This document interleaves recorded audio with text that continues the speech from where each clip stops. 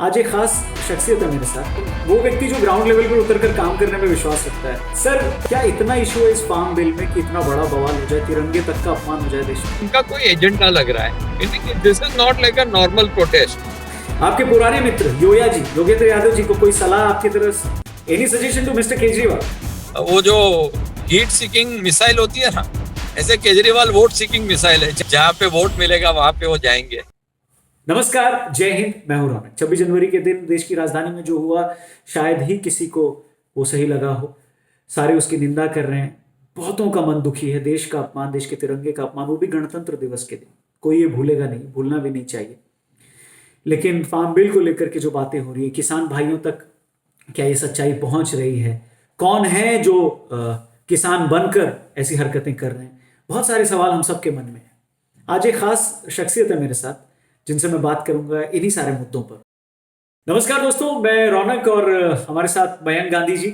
जो farm bill पर जो ये इतना बवाल हुआ है और राजधानी में जो इतनी उथल पुथल मची, इस बारे में मयंक गांधी जी से मैं इसलिए बात कर रहा हूं क्योंकि उसके तीन प्रमुख कारण हैं। पहला कारण ये है कि किसानों के लिए ग्राउंड लेवल पर जो इम्पैक्टफुल काम हो रहा है, स्पेशली उस जगह पर जहां पर सबसे ज्यादा किसान आत्महत्या करते हैं, महाराष्ट्र के उस जगह पर, उस जमीन से लगातार ये जुड़े हुए हैं और वहां पर काम कर रहे हैं। दूसरा, फार्मर्स को जो उनके प्रोड्यूस का राइट वैल्यू मिलना चाहिए, वो 10 गुना कैसे बढ़े, उसके ऊपर लगातार काम कर रहे हैं। और तीसरा, मेरे हिसाब से आप वो गांधी हैं जो काम कर रहे हैं इस वक्त देश में।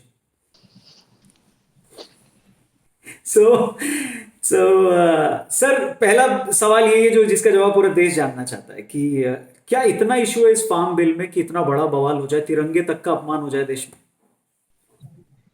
मुझे तो पर्सनली ये लग रहा है कि इसके अंदर एक एजेंडा है।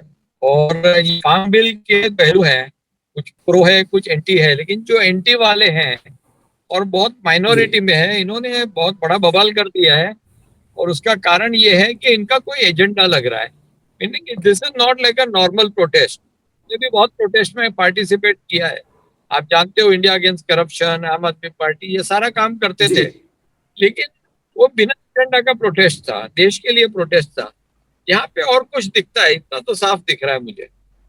जिस प्रकार के एंटी गवर्नमेंट फोर्सेज एक साथ में आ गए हैं, तो मुद्दा फार्म बिल से ज्यादा गवर्नमेंट एंटी गवर्नमेंट ये वाली बात पे चलने लगा है। फार्म बिल के ऊपर मैंने ज्यादा बोला नहीं, जबकि मैं चाहता था कि एक तरफी जो पूरा फार्म बिल का एजेंडा हो रहा है उसको काउंटर करूं। लेकिन मुझे वो टॉक्सिक एनवायरनमेंट में नहीं जाना था। लेकिन जैसे मैंने देखा, और जो स्पेशली रेड फोर्ट पे जाके जो मैंने इन्होंने जो काम किया उसको देख के अच्छा नहीं लगा देश के लिए खड़ा होना पड़ेगा और बात करनी पड़ेगी। और इसलिए फिर मैंने ट्वीट किया और 10 लाख लोगों ने उस ट्वीट को देखा है। और बहुत इस देश के अंदर थोड़ा सा जो एक तरफी नैरेटिव चल रहा था उसको काउंटर करने की आवश्यकता थी, और मुझे लगा वो मुझे करना चाहिए। मेरे हिसाब से 10 to 20% ऑफ फार्मर, हम्म। इन्होंने ये पूरा नैरेटिव टेक ओवर कर लिया कि जो पूरा फार्म बिल खराब है, और नॉट ओनली जस्ट के खराब है और उसको ठीक किया जाए, उसको पूरा विड्रॉ करे, माई वे और द हाईवे। ये जो पूरा अप्रोच था। और दूसरी तरफ 80% कम से कम फार्मर ऐसे थे जिसकी लाइफ बदल जाएगी इस बिल के कारण। लेकिन सरकार को उसको ऑर्गेनाइज करना चाहिए था, और कोई संगठन को ऑर्गेनाइज करना चाहिए था, और टोटली वो फेल हो गए। Perfect sir. कुछ ऐसे भी लीडर हैं जो किसानों के सपोर्ट में आते हैं और किसानी के बारे में, खेती के बारे में ऐसे कमेंट करते हैं जैसे जेन्युइन किसान वही हो, जबकि उनको धनिया और मेथी के बीच का भी फर्क नहीं पता। अगर आप दिखा के पूछेंगे कि ये क्या दिखता है, तो रियल किसान कौन है ये जनता कैसे पहचाने और किनको सपोर्ट करना चाहिए? बिकॉज इसी से जुड़ा और एक थोड़ा एक्सटेंडेड क्वेश्चन है कि जानबूझ के मीडिया ऐसे लोगों के पास जाती है जो उकसाता है या फिर कुछ ऐसा मसाला बोलता है। रियल किसान के पास वो लोग क्यों नहीं जाते? देखिए, रियल किसान का ओपिनियन बिल्डिंग होता है, और जो एंटी गवर्नमेंट फोर्सेस है ये ओपिनियन बिल्डिंग कर रहे हैं, देश भर में भी कर रहे हैं, मीडिया के द्वारा कर रहे हैं। और एक तरह का माहौल बनाया जा रहा है कि ये जो बहुत गलत हो रहा है, लूट रहे हैं, अंबानी अडानी आ रहे हैं। तो मुझे लगता है ये एक एजेंडा के तहत हो रहा है।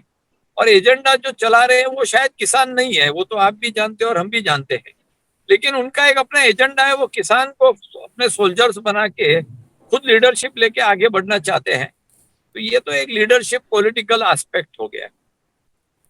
योगेंद्र यादव जी के साथ आपने भी काम किया है, आप उनको फोन नहीं करते हो कभी, व्हाट्सएप नहीं करते हैं आप कि यार ये क्या हो रहा है, ये क्यों कर रहे हो, आप भी जानते हो ये इसमें इतना नुकसान नहीं है फार्मर्स का जबकि फायदा ही है, ऐसा होता है कभी? नहीं नहीं, कभी नहीं होता। वो अपनी क्यों? सोच पे चलते हैं। वो अपनी सोच पे चल रहा है, उनका भी कुछ सोच होगा, उसका भी कोई विचार होगा। अब उसके ऊपर मैं इंडिविजुअली कमेंट करना मुझे ठीक नहीं लगता है। लेकिन ये पूरा मूवमेंट जो है वो एक गलत डायरेक्शन में चल रहा है, ये तो क्लियर कट है। गांव में इनोवेटिव फार्मिंग को लेकर के आपने बहुत जबरदस्त काम किया हुआ है, जिसको हमने ग्लोबल परली को हमने फॉलो किया, और एक छोटा सा प्रोजेक्ट हमने भी शुरू किया अपने लेवल पे, जहां पे अर्बन लोगों को रूरल ऑडियंस से और वहां की जनता से जोड़ा जाए। भारत इज बेस्ट एक इनिशिएटिव के माध्यम से, जहां तक जिसका सीधा मकसद है कि इनोवेटिव फार्मिंग का आइडिया उन तक पहुंचाया जाए और प्रोड्यूस से उनको ज्यादा फायदा पहुंचे। तो उसके बारे में अगर आप इस वक्त, क्योंकि मैं चाहता हूं, मेरा भी एक छोटा सा सपना है कि किसान का बेटा भी ये सोचे कि वो किसान बने, क्योंकि वो समृद्ध किसान बन सकता है उन आइडियाज को इंप्लीमेंट करके। सो एक शॉर्ट नोट अगर आप उस पर शेयर करना चाहें सर। देखिए, देश भर में अगर आप देखते हो तो देश भर में 10,000 से 40,000 रुपया पर एकड़ की इनकम हो रही है। जो ट्रेडिशनल फार्मिंग हो रहा है, उसका टेक्नोलॉजी हो रहा है, जो क्रॉप सिलेक्शन हो रहा है, हमें लगा कि नहीं, ये बहुत कम है, कम से कम 1 लाख रुपया पर एकड़ की इनकम होनी चाहिए। तो हमने एक ऐसा एरिया सिलेक्ट किया जहाँ सबसे ज्यादा किसान आत्महत्या होती है, और उनका क्रॉपिंग पैटर्न चेंज कराया। और जो नॉन रेम्यूनरेटिव उनका कपास और सोया जो था, उसके जगह पे फल के पेड़ लगवाए।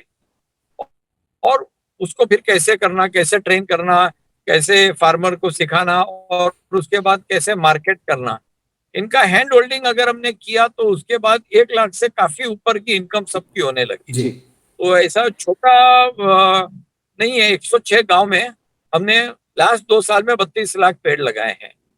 और पपाया ड्रमस्टिक जो बिकने लगा है, तो इससे इनकम कई गुना बढ़ गई है। प्रधानमंत्री कहते हैं डबल करनी है, हमने 10 गुना इनकम बढ़ा दी है। परफेक्ट। यूथ को क्या करना चाहिए सर, किसको मानना चाहिए? क्योंकि अगर यूथ सोशल मीडिया पे या मीडिया के सामने आकर या अपने सर्कल में भी अगर गवर्नमेंट की पॉलिसी को सपोर्ट करती है तो कुछ लोग उन्हें अटैक करते हैं। So how to decide what is right? नहीं, मुझे लग रहा है यूथ के अंदर बहुत सेंस है, उनको इन्फॉर्मेशन नहीं मिल रही है। आज one sided story, one sided narrative चल रहा है। अगर आज के यूथ को अगर आप दोनों तरफ दिखाएं कि ये एक पॉइंट ऑफ व्यू है इनका और ये एक पॉइंट ऑफ व्यू है दूसरे किसानों का, तो यूथ अपने आप डिसाइड कर लेगा। आप ना, ये सरकार की बहुत बड़ी फेलियर है कि उन्होंने दूसरी तरफ दिखाई नहीं है, और ये लोग ने फिर पूरा एजेंडा हाईजैक कर लिया है। मुझे लगता है कहीं ना कहीं ये फेलियर है और इसको ठीक करना चाहिए।